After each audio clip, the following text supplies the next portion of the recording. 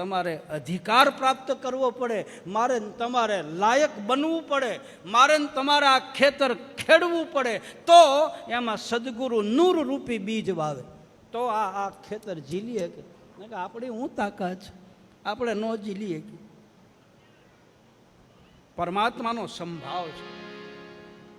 સદગુરુમાં કોઈ દી ભેદ ન હોય, એને બાળક બધા હરખા જ લાગે. ધર્મની અંદર ક્યાંય ભેદ ન હોય, અને ધર્મની અંદર જ્યાં ભેદ ઊભા થાય ત્યાં ધર્મ નથી હોતો. ધર્મ તો બધાને ભેગા કરે, ધર્મ બધાને એક કરે, ધર્મ તો બધાને છેલ્લે બેઠા હોય એને રામ પાસે લાવ્યા, છેલ્લે બેઠા હોય એને રામદેવજી મહારાજ પાસે લાવ્યા, છેલ્લે બેઠા હોય એને કૃષ્ણ નજીક લાવ્યા. એને કહે છે ધર્મ.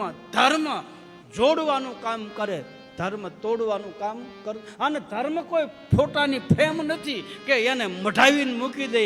ધર્મ તો વિચાર છે, ધર્મ નભ છે, ગગન કીધો છે.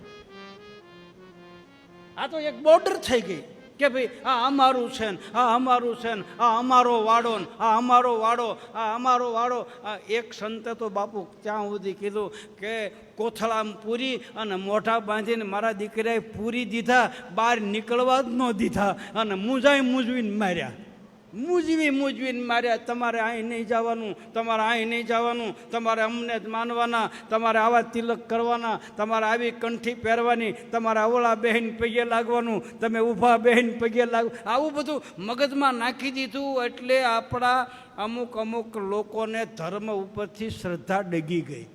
હા, બાકી ધર્મ આવું શીખવાડતું નથી. ધર્મ તો એક કરે, ધર્મ તો બધાને ભેગા કરે. ધર્મ હાથું ધરવું હોય માથા, તેથી આવે દોડા દોડ, હાસારે સંતોની માથે, વીરા ભક્તિ કેરા. રામાપીરે બધાને ભેગા કર્યા, 18 વર્ણને એક માંડવાની અંદર બેહાર્યા.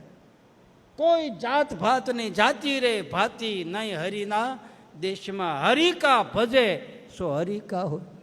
ભગવાન બધાનો છે, ભક્તિ બધાની. સડી પડી મેદાનમાં મરદ હોય લઈ જાય. ભક્તિ કાંઈ કોઈના બાપની નથી. ભક્તિ તો જેને જોતી હોય એ લઈ આવે મેદાનમાં. આપણે એ દોરાને ખેંચવાને લાયક હોય તો, આપણે એ પ્યાલાને જીરવી જાણીએ તો. અજર પ્યાલા કોઈ સુરાનર પીવે, અને પીધા પછી પરગટ ખેલ. આપણે જો એને લાયક હોય તો. એમાં ગુરુનો કોઈ દોષ નથી. એટલે સદગુરુમાં ભેદ ન હોય, ધર્મમાં ભેદ ન હોય, માની અંદર ભેદ ન હોય, પરમાત્માની અંદર ભેદ ન હોય. પરમાત્માના બધા બાળકો છે. ભગવાને કીધું ગીતામાં કે જ્ઞાની અને ભક્ત બેય મારા દીકરા છે. જ્ઞાનીને પોતાને ધ્યાન રાખવું પડે, અને ભક્તનું ધ્યાન ભગવાન કે મારે રાખવું પડે. એનો અર્થ એ ન થાય કે આ વાલો છે ને આ દવલો છે. પરમાત્માને બધા હરખા. રામદેવજી મહારાજનું આ 15મું પગલું છે સંભાવ. અને રામદેવજી મહારાજનું છેલ્લું અને અંતિમ પગલું નાયક તત્વ. રામદેવજી મહારાજ નાયક છે.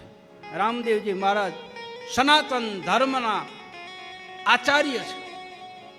ધર્મને વરી અને ગુરુની પાસેથી આચાર્યનું તિલક લીધું. ગુરુની પાસેથી આ સનાતન ધર્મને વરવા માટે બાનું લીધું કે હવે ધર્મનો પ્રચાર કરું.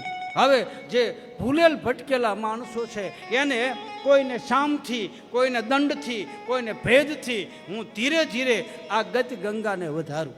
આ સનાતન ધર્મ લુપ્ત થયો હતો અમુક સમય માટે. એના ઉપર ધૂળ ચડી ગઈ હતી, એના ઉપર કાટ લાગી ગયો હતો. એ રામદેવજી મહારાજે આવી અને એ ધૂળ અને એ કાટને કાઢી અને બધા સંતોના હાથમાં આ ધર્મની દોરી સોંપી અને પોતે નિર્વાણ પદ લઈ લીધું. નવો ધર્મ રામાપીરે નથી પાડ્યો. રામાપીરે કોઈ પંથ જુદો નથી કર્યો. એ તો આપણે કહીએ છીએ એમ રામાપીરના પંથમાં છે નહીં. રામાપીરનો પંથ સત્ય સનાતન ધર્મનો પંથ છે.